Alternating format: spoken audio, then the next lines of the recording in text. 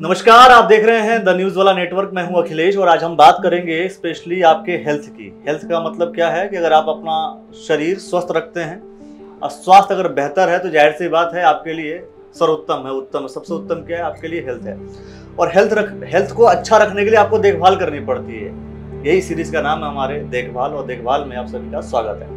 आज हम बात करेंगे डॉक्टर अशोक कुमार शर्मा जी से, जो कि पूर्व प्रोफेसर और वरिष्ठ चिकित्सा अधिकारी रह चुके हैं उत्तराखंड आयुर्वेद विश्वविद्यालय के।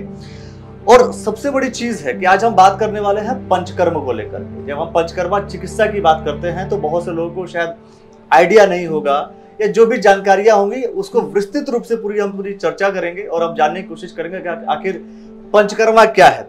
ये एक सेंटर है, साईं वेदा पंचकर्म चिकित्सा केंद्र, जहां पर आप आ सकते हैं। और बाकी डॉक्टर साहब बताएंगे कि उसके क्या क्या प्रक्रियाएं हैं, किस तरीके से पूरा यहाँ पर काम होता है। सबसे पहले मैं ये जानना चाहूंगा कि आपकी जो लाइफ की जर्नी रही है, कि लोग अगर जाते हैं तो कहीं ना कहीं वो कोशिश करते हैं कि एलोपैथी में चले जाएं और कुछ आयुर्वेद में चले जाते हैं, और आप एक जो सेगमेंट्स आपने पकड़ा है वो है पंचकर्मा। तो इस जर्नी के बारे में मैं जानना चाहता हूँ।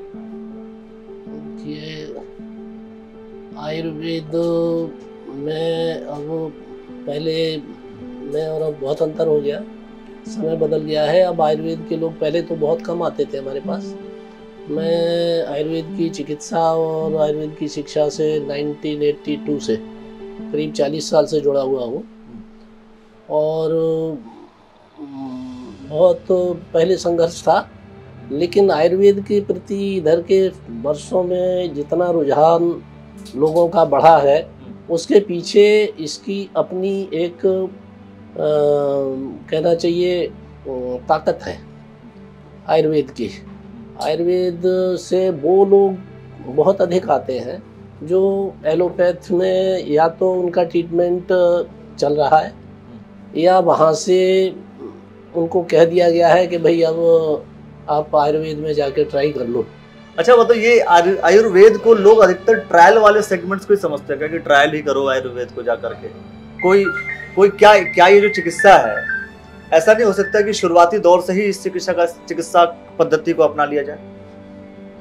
हाँ, ऐसा होना तो चाहिए, लेकिन अब जिस तरह से लोगों का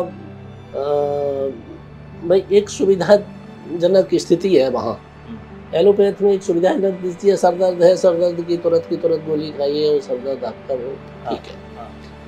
बहुत सारे साल्ट हैं, वो बहुत फास्ट एक्टिंग, वहाँ सिम्टम्स पर फोकस है। वहाँ जो सिम्टम्स हैं, और आयुर्वेद में इस पे मूल पे है, मूल की चिकित्सा करते हैं। मतलब मेन समस्या क्या है, उस समस्या के पीछे जाकर उसका समाधान करते हैं। हाँ बिल्कुल, मूल समस्या क्या है उस पे चलते हैं।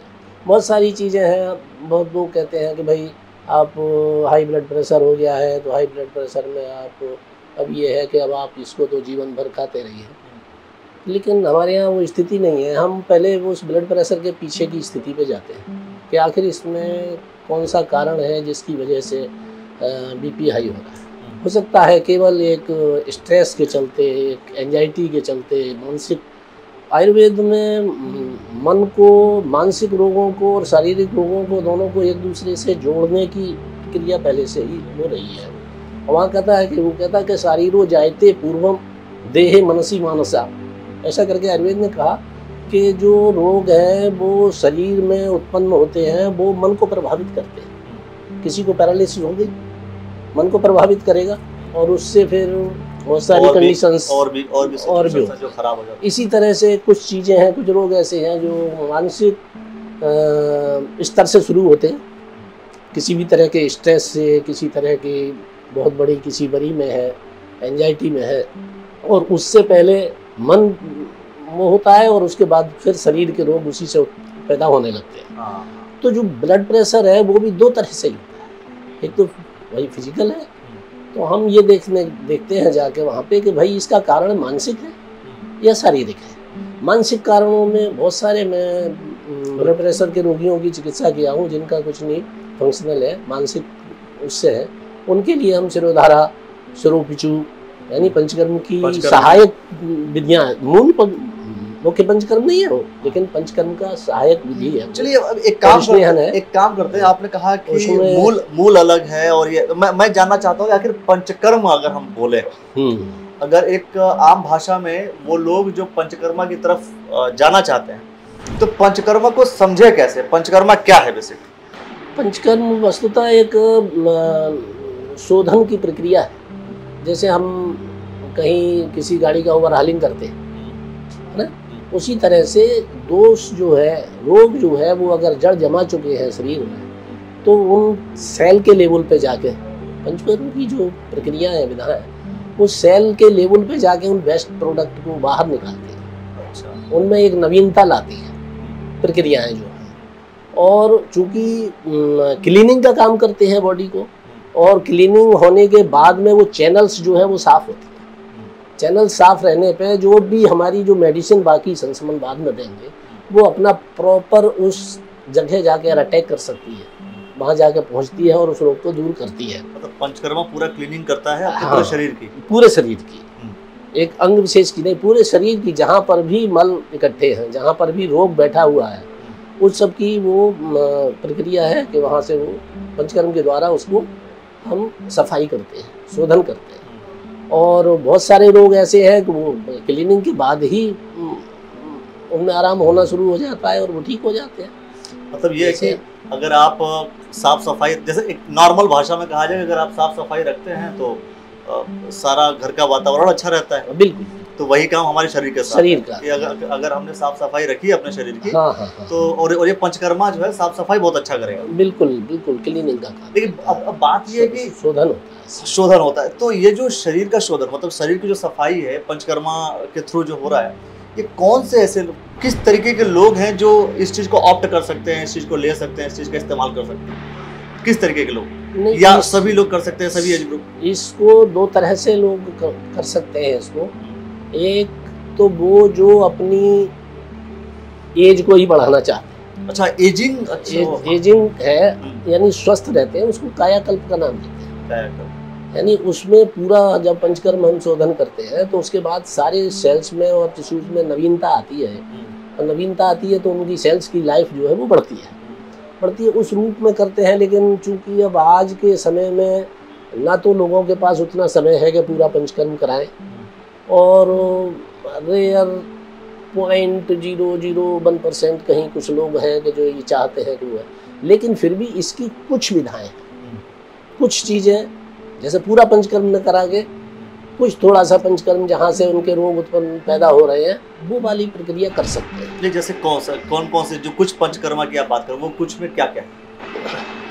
जैसे मान लीजिए कि ब्रोंकियल अस्थमा है, तमक श्वास है, और तमक श्वास है और उसमें श्वास का रोगी है, उसके लिए हम बहुत बार ऐसे पेशेंट के लिए वमन कराते हैं, विशेष स्पेशली बसंत में कराते हैं। बसंत का टाइम तो सबसे अच्छा है उसके लिए। ये भी है कि मौसम भी डिसाइडेड है। हाँ, मौसम डिसाइडेड है। इस मौसम में ही आप उसका इलाज कर सकते हैं। हाँ, दूसरे मौसम ज़्यादा अच्छा होगा, प्रेफरेबल है। हाँ, दो तरह से है कि अगर रोग की ताकत बहुत बढ़ी हुई है, इस समय हमें लगता है कि सांस, उसके तमक श्वास फूल रहा है और उत्कृष्ट है, उसका भरा हुआ है, तो हम किसी भी समय कराते हैं। आज भी कराएं, कभी है, जब भी पेशेंट आता है तो हम उसका प्लान कर देते हैं।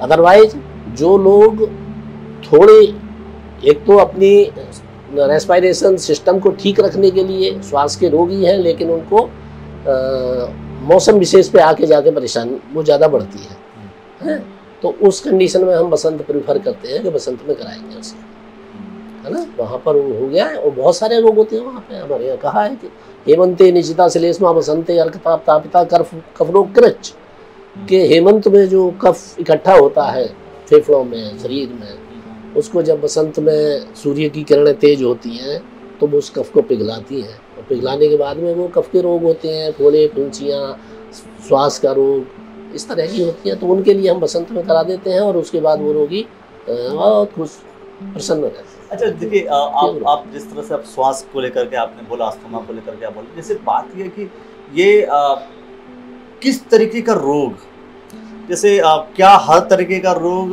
पंचकर्मा में इलाज हो सकता है? हर किसी बीमारी का इलाज क्या पंचकर्मा में हो सकता है? मान लीजिए किसी को मोटापा है, किसी को डायबिटीज है, ये तो वो है जो नॉर्मल, मतलब जो बिल्कुल हर बिल्कुल। घर में कहीं ना कहीं ये सब चीज आपको देखने को मिलती है। तो मानसिक तनाव तो खैर उसमें एक बड़ा है ही, जो हर किसी के पास कहीं ना कहीं तनाव है। मुझे लगा दर्शक देख रहे होंगे तो उनको भी कहीं ना कहीं किसी न किसी बात की चिंता जरूर होगी। तो मैं कह रहा हूँ कि किस किस तरीके का इलाज या कौन कौन सी ऐसी बीमारी है जिसका इलाज है पंचकर्मा में? देखिए, अभी मानसिक तनाव के भी जो डायबिटीज के रोगी हैं वो मेरे पास है और मानसिक तनाव से गुजर रहे हैं, और उनको जब हम पंचकर्म की जैसे सिरोधारा करा दी है, सिरो पिछू ही करा दी, जिससे पास टाइम नहीं है, थोड़ा सा वो तेल लिया सर पे रखा, सिरो पिछू एक विधा है हमारी, छोटी है, शॉर्ट है, सिरोधारा का ही शॉर्ट फॉर्म है। अच्छा। वो भी हम करा देते हैं 1 घंटे आधा घंटे के लिए, तो पेशेंट टेंशन से बाहर आ जाता है। अच्छा। बाहर आता है तो वही डायबिटीज की मेडिसिन बहुत अच्छा काम करने लगती हैं तुरंत के तुरंत। अभी एक मुजफ्फरनगर का मेरा बच्चा मेरे से 3 साल से वो डायबिटीज़ का वो इंसुलिन पे था। अच्छा। और अभी भी है, लेकिन डोज उसकी बहुत कम रह रही है और अब वो भागता है, दौड़ रहा है और एक्सरसाइज करता है। मेन चीज़ है कि लेकिन उसको थेरेपी कराते हैं, सिरो पिछू बीच में करा देते हैं। हाँ। कभी सिरोधारा करा दी, मसल्स की टोन लाने के लिए हमने सर्वांग धारा, एक तेल की पूरी शरीर पे धारा करा देते हैं, तो उससे उसको चूँकि मूवमेंट करने के लिए, एक्सरसाइज करने के लिए मसल्स को टोन मिलती है, ताकत मिल रही है, तो वो उसके लिए मदद करती है। जैसे आपने शिरोधारा आपने बोला, आपने कहा कि इससे जो है मानसिक शांति मिल रही है। हाँ। और मानसिक शांति जब मिल रही है तो आप अगर कोई मेडिसिन ले रहे हैं तो आपके लिए बहुत ही प्रॉपर और बहुत ही बेहतर दवाइयाँ भी बहुत बेहतर तरीके से काम करती हैं। जैसा आपने पहले बोला शोधन वाला काम था। अब मेन चीज़ है कि जैसे अगर कोई अगर पंचकर्म चिकित्सा का उपयोग कर रहा है या पंचकर्म चिकित्सा का अपने लाइफ में उसको यूटिलाइज कर रहा, अपने लाइफ में वो मतलब उसका लाभ ले रहा, अब क्या इस दौरान जैसे डॉक्टर के पास अगर आप जाइए तो वो कहते हैं कि भाई अगर ये दवाई खाइए, लेकिन इसके साथ आपके पास ये चीज़ें जो आपको नहीं करनी, बिल्कुल मना हो जाता है, ये आपको फूड लेना है, ये आपको फूड नहीं लेना है। बिल्कुल। तो क्या अगर हम आहार की बात करें, अगर हम पंचकर्म चिकित्सा ले रहे हैं तो कुछ ऐसा है जो परहेज करने वाली चीज़ें हैं? देखिए, पंचकर्म की दो तरह की चिकित्साएं हैं। एक चिकित्सा तो है जो मुख्य पंचकर्म है हमारा, उसमें वमन है, इंड्यूस्ड वोमिटिंग कराते हैं, लेग्जेशन है, बेरेशन कराते हैं।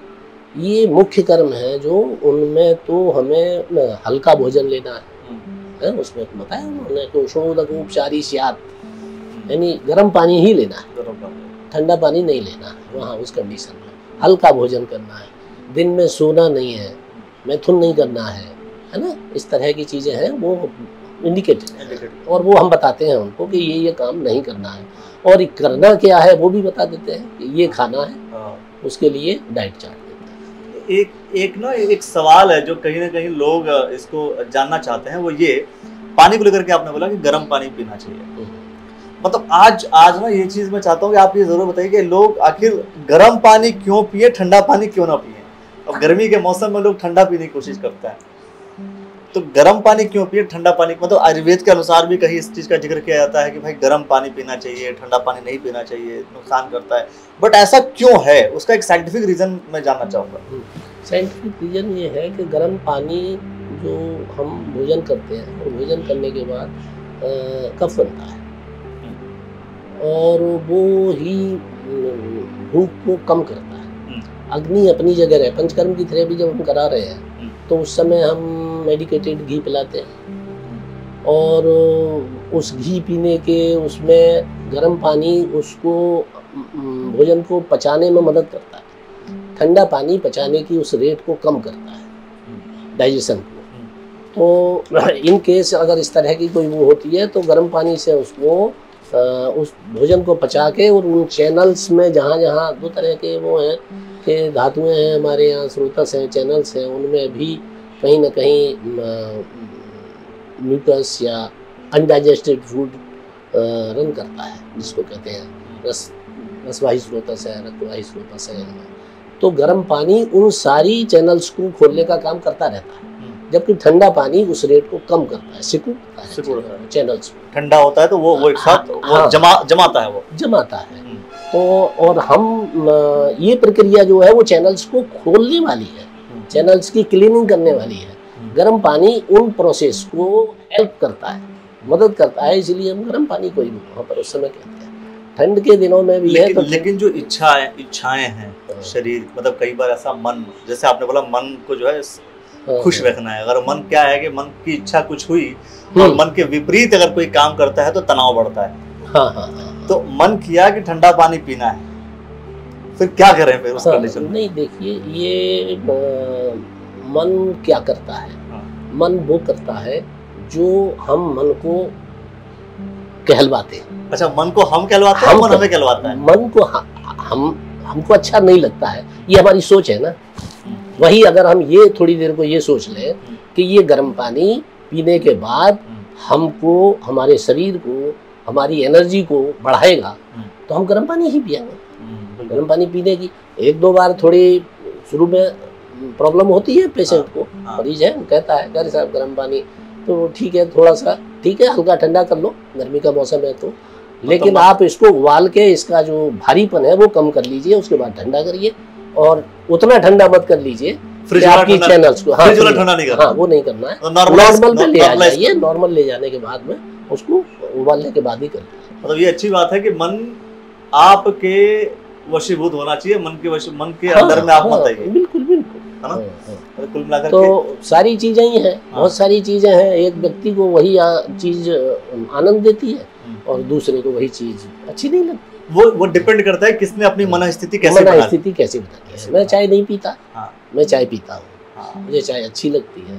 और किसी को अभ्यास हो गया, किसी को चाय अच्छी नहीं लगती, अच्छी नहीं लगती। तो अब पंचकर्मा के दूसरे सेगमेंट्स की बात करते हैं कि जब कोई व्यक्ति इलाज कराना चाहता है, बीमारी किसी को हो गई, तो वो चाहता है कि जल्द से जल्द उसको रिलीफ मिले, जल्द से जल्द उसको राहत मिले। तो क्या पंचकर्मा जल्द से जल्द राहत दिला सकती है किसी बीमारी को? नहीं, कुछ बीमारियां ऐसी हैं जिनमें तुरंत राहत दिलाती हैं।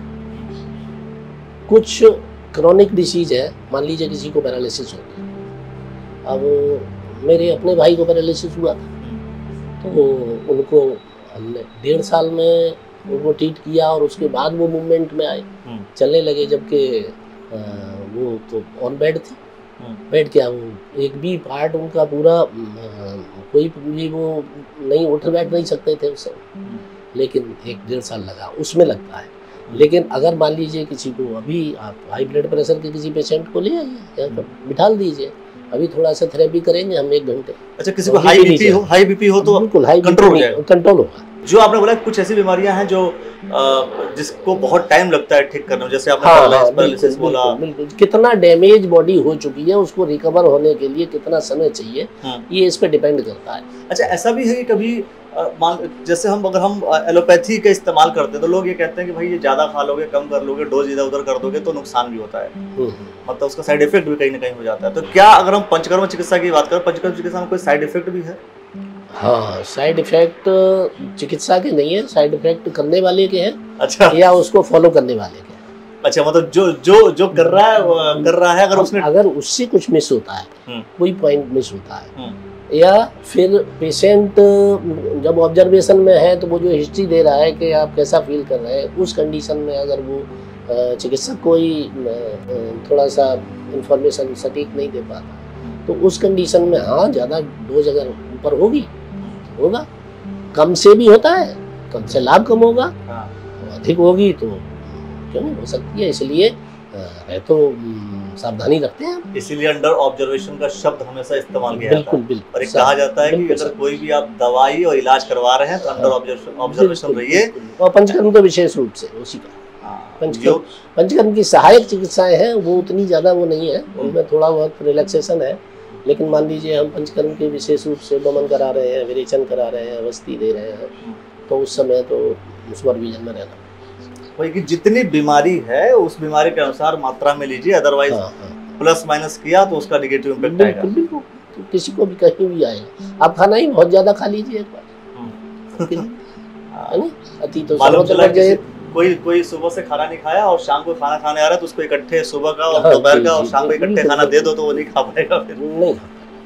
तो एक लिमिट में ही सब चीजें। बिल्कुल, प्रिकॉशन सारी है। एक बिल्कुल कॉमन सवाल मैं कर रहा हूँ जो कहीं ना कहीं हमारे दर्शकों के मन में होगा, वो ये कि अगर मान लीजिए इस चिकित्सा केंद्र पर इस पंचकर्मा के लिए कोई आता है, नॉर्मली लोग बिलीव नहीं करते, सोचते हैं कि भाई जो फास्ट रिलीफ कर रहा है उसको इस्तेमाल करो। अब तो पहले टेस्ट मैच ज्यादा हुआ करते थे, बाद में 50 ओवर के क्रिकेट मैच होने लगे, अब 2020 चल रहा है, तो लोगों को चाहिए बहुत फास्ट, है ना। तो अगर कोई आपके पास आता है और वो कहता सबूत क्या है कि ये हमारे लिए फायदेमंद होगा नहीं होगा, कुछ कैसे आप समझा सकते हैं, या कैसे उन लोगों को समझाया जा सकता है जो कहीं ना कहीं इस चीज को लेकर एविडेंसेस मांगते हैं, कहते हैं कि भाई इज इट प्रॉफिटेबल और नॉट, अगर वो उनके दिमाग में तो कहीं ना कहीं यही चीज रहती है, तो वो कैसे आप दर्शकों को बताएं? कि हमारे पास जो पेशेंट है वो डायरेक्ट कोई नहीं आता, डायरेक्टली कोई नहीं आता, वो डायरेक्ट वो आता है जिसको ऑलरेडी, अभी एक पेशेंट गया है आपके सामने से, इसको हमने एक छोटी सी थेरेपी जानू बस्ती की थी, ये इसको ऑस्टियोआर्थराइटिस है, तो अभी 14 दिन करके दिए थे। अब इसके बाद वो उसको पैर मोड़ के अभी अपने आप से चल के गई है, क्योंकि पिछली बार व्हील चेयर पे आई थी, है ना। तो अब ये पेशेंट दूसरे व्हील चेयर पे जो पेशेंट बैठा हुआ है उसको कहता है इससे बड़ा एविडेंस कोई नहीं हो सकता, पेशेंट से बड़ा एविडेंस कोई दूसरा नहीं दे सकता है। हम कितना भी कहें कि भाई आपका ये भी ठीक कर देंगे वो भी ठीक कर देंगे, हो जाएगा, कोई स्वीकार नहीं करता जल्दी। हाँ ये है कि पूछता है जरूर कि भाई कोई आयुर्वेद की चिकित्सा करने वाला, पंचकर्म का कोई एक्सपर्ट, कोई स्पेशलिस्ट कहीं पे है तो उसके पता करते हैं, वो आते हैं और फिर हम उनको कन्वेंस करने की कोशिश करते हैं। जब सारी प्रक्रिया उनको समझा दी जाती है तो उसमें से 90% पेशेंट मूव करते हैं, थेरेपी लेते हैं, मतलब लेकिन कुल मिलाकर के वो चले जाते हैं। मतलब कुल मिलाकर के उनके लिए फायदेमंद ये चीजें हैं। अगर कोई भी पंचकर्मा का दैनिक जीवन में उपयोग कर रहा है या पंचकर्मा चिकित्सा को अपना रहा है तो उसकी लाइफ स्टाइल ठीक हो जाएगी, मन शांत रहेगा, और आपने सबसे बड़ी बात जो आपने कही शुरुआत में, शोधन, शरीर की सफाई हो रहेगी, और जिसके बाद जाहिर सी बात है अगर मन शांत है तो बहुत बड़े काम किया। सबसे बड़ी बात यह है कि जब हम ये शोधन के बाद में अपना संक्रमण चिकित्सा दूसरी करते हैं तो उससे जो होता है वो रोग दोबारा नहीं होता। बड़ी बात ये है, उसमें कहा है कि हमारे यहाँ आया है, उसमें सूत्र है कि दोषा कदाचित कुप्यंती जिता लंघन पाचनई जिता संशोधन ही देशु ना तेसाम पुनरुद्भवा। हो सकता है कि केवल मेडिसिन हमने दी हो और उससे वो रोग ठीक हो गया हो, लेकिन वो दोबारा कभी कभी हो भी सकता है। लेकिन अगर हमने उसकी क्लीनिंग करने के बाद में उसकी चिकित्सा प्रॉपर उस पर हुई है और वो रोग ठीक हुआ है तो दोबारा नहीं होता, ना तेसाम पुनरुद्भवा करके दोबारा नहीं होता। मतलब इसीलिए पंचकर्म चिकित्सा आपके लिए जरूरी है।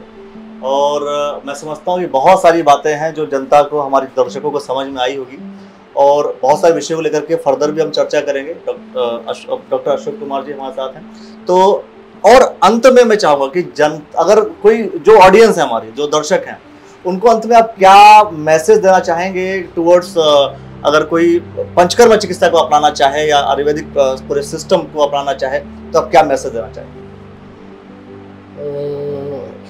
हम तो कहेंगे कि पंचकर्म चिकित्सा इस समय एक आदर्श चिकित्सा के रूप में है, और सबसे बड़ी बात यह है कि आप ये समझें कि बहुत सारी मेडिसिन केवल मेडिसिन पे देते हैं, और जैसे आपने कहा कि भाई उसके बाद आपको कोई इसके कॉम्प्लिकेशन होते हैं और उसके ये होता है, तो वो तो आचार्य पहले ही कह दिया कि भाई एक विधान बता दिया कि इस तरह से आप संशोधन करिए, चिकित्सा करिए, और उसके बाद में ये सावधानियां बरतिए। ये सावधानियां पेशेंट बरतेगा, ये सावधानियां अपने थेरेपिस्ट जो है हमारे, उनको हम सुपरवाइज करते हैं, वो अपना अंडर सुपरवाइजन रखते हैं, तो वो होता है। और ये तो आज WHO भी मानने लगा कि भाई जो कॉम्प्लिकेशन नहीं करती है वही आदर्श चिकित्सा है। हमारे यहाँ पहले याद रखा है कि प्रयोगा समयेद व्याधिम यो अन्योन्यम न उदीरयेत। हमने एक रोग की चिकित्सा कर रहे हैं तो वो किसी दूसरे रोग को अगर पैदा कर रही है तो वो आदर्श चिकित्सा नहीं है। लेकिन ये आदर्श चिकित्सा है, ये किसी दूसरे रोग को उत्पन्न नहीं करती अगर उसका विधिवत एक फॉलो सही, मतलब प्रॉपर फॉर्मेट में उसको इस्तेमाल किया जाता है। तो देखिए, आदर्श चिकित्सा को अपनाइए, स्वस्थ रहिए। दैनिक जीवन में जो समस्याएं आपके साथ होती होंगी हेल्थ से संबंधित, वो कहीं ना कहीं उसका आपको समाधान मिलेगा। और अगर आपको कोई लगता है कोई ऐसी जानकारी चाहिए तो आप डॉक्टर साहब से संपर्क कर सकते हैं। कॉन्टैक्ट नंबर आपको नीचे मिल रहा है, इसी कॉन्टैक्ट नंबर पे आप फोन कीजिए और अपनी जो समस्याएं हैं उन समस्याओं का समाधान इस चिकित्सा केंद्र पर आप आकर के कर सकते हैं। ऐसे बहुत सारी जानकारियाँ होंगी जो हम आपको लगातार देते रहेंगे। और हमारे साथ बने रहने के लिए अब तक बहुत बहुत धन्यवाद आपका, बहुत बहुत शुक्रिया, धन्यवाद आपका।